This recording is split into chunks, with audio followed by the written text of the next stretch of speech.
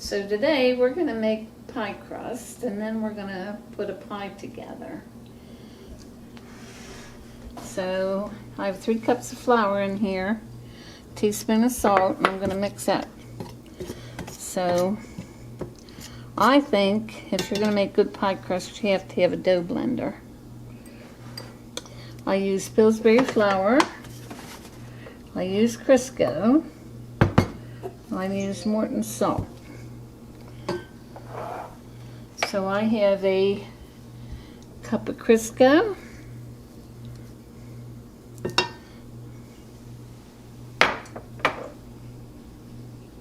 and we're gonna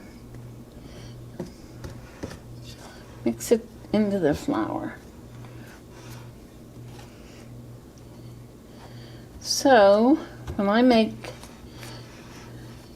pie dough, I use 6 cups of flour and 2 teaspoons of salt and 2 cups of Crisco. So you can see on lots of recipes that they tell you can do this with a fork and a knife. I wouldn't know how you could do that. So this is, dough blender's a good investment. You can also use it for other things like making deviled eggs. This is about the consistency we want. And we're gonna, you don't see any flour, and it comes up through the dough blender. I don't really think you can overmix this. I make a double batch, the 6 cups of flour, 2 cups of Crisco, and 2 teaspoons of salt, so that I have it in the refrigerator or freezer so it's quick, because we're going to chill this dough at least for an hour. It's better if you chill it overnight. So we had this already made. It's been in the refrigerator. And if you look, you can see that the shortening got a little firm while it was in there. So in your recipe, you're going to see where you use egg yolk, vinegar, and ice water. We're going to mix that together.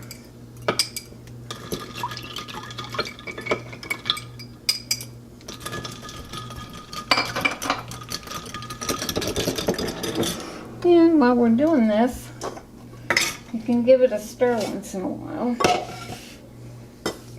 And to make it simple for you, buy some 1.5 gallon or jumbo plastic bags and just open them up.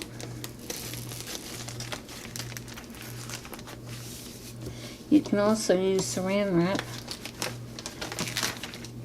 Lula and I have made many pies with saran wrap. So the idea is not to roll any flour into your crust. So this is easy to handle. You're just going to use this, put your dough on there and use that. So the trick to this, since we're not going to add any flour, is you can measure what you want. It should take 2 cups for most pie crust, but if you have a big pie plate, you might want to put more than that in there. And because we're not rolling it in flour, you can rework it. So we're going to take this egg and water and vinegar mixture, and we're just going to drizzle it on there, but we're going to use a fork, keep working it.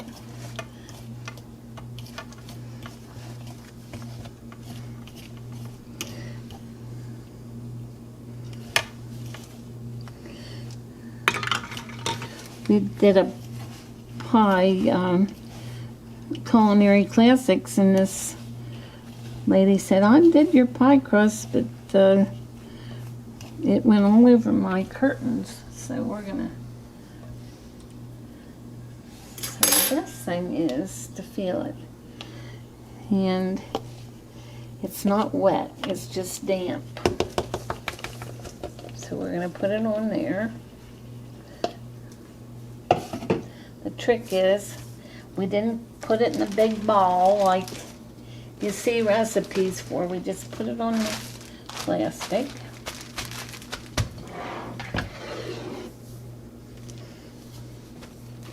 And we're gonna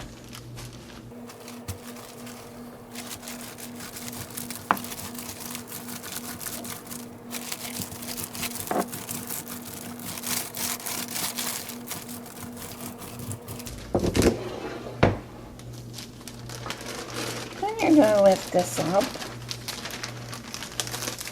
and roll the edges in.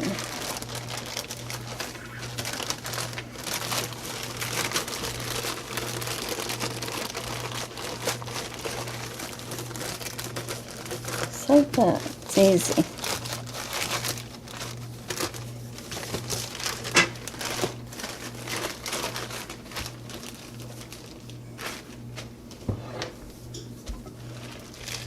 I don't know if the camera will pick it up or not, but if you look, you can see how the fat and the flour have marbled together. That's a sign that you have good pie crust. So if you take your hand, just run over there, you can see if there are any spots that need to be rolled a little more, but it seems to be pretty good. So until you get used to putting this in a pie plate, we can do one of two things. You can flip it or you can cut this off. Make it simple. Till you get used to making it this way.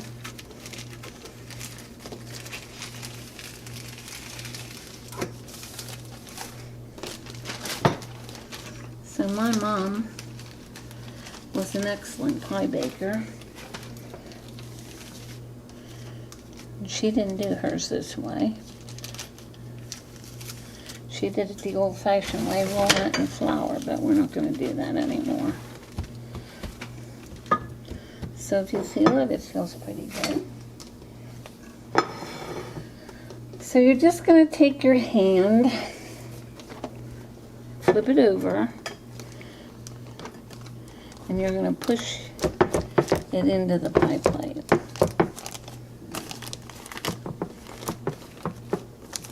Just like that.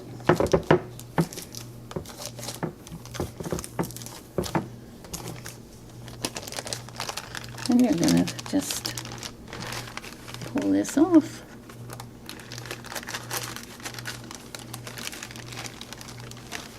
Just like that. So we straightened the edge up if you have a mishap, but there's many ways to put an edge on this. Used to be, when they had, a long time ago, my grandmother said they had a pie bake-off and the men would come and they'd know whose pie it was by the edge. So this is the edge she used, my mom used, I use. But you can put any edge you want to on it. So with the pie shell that we made today, we're going to do blackberry cream pie. I won a national award with this recipe, and Roger and I were lucky enough to have a trip to Montreal where I had to make 60 orders of this recipe and missed the grand prize because I didn't read the directions where it said ease of preparation was the heaviest weight. And it took me all but 20 minutes of 3 hours to do the pies. And the girl that won took her 20 minutes to do 60 orders, so pays to read. The filling takes 1.5 packages of Philadelphia cream cheese, half a cup of sugar, And we're gonna mix that a little bit.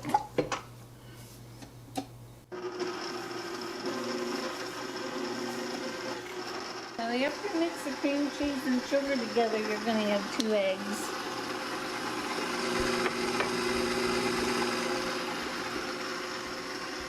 I'm gonna scrape down this bowl.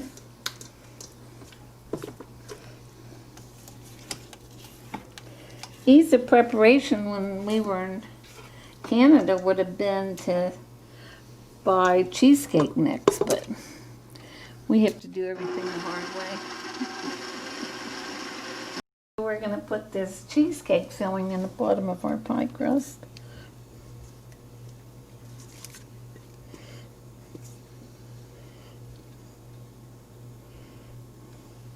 And we're going to bake it. So we're going to take our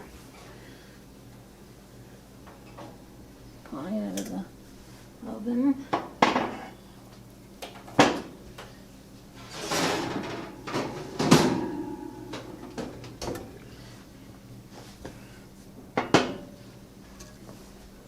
Put it over here on the rack to cool. Oop.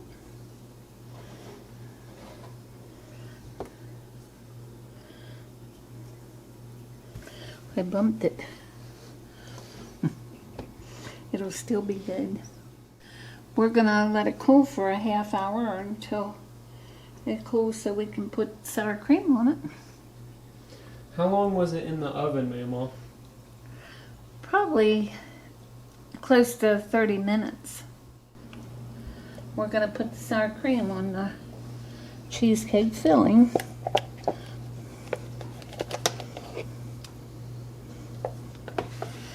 We're going to spread it around. Then we're going to put it in the fridge.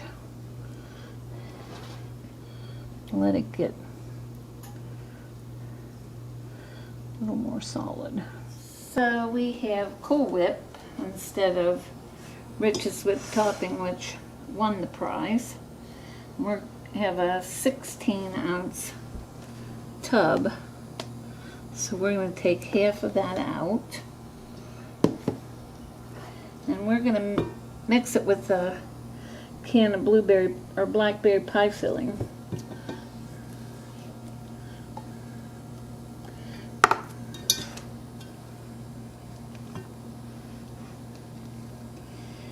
You can make your own in the summer, but blackberries right now aren't in season.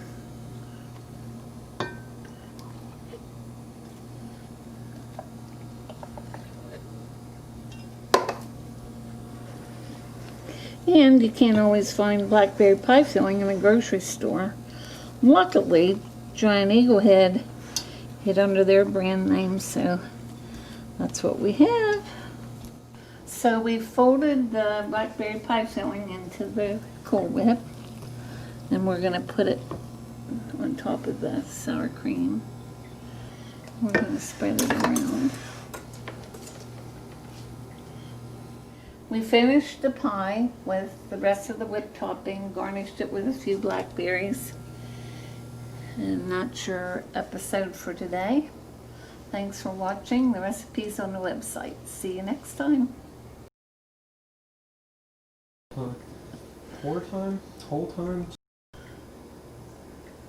It's good. So we've Oh my God.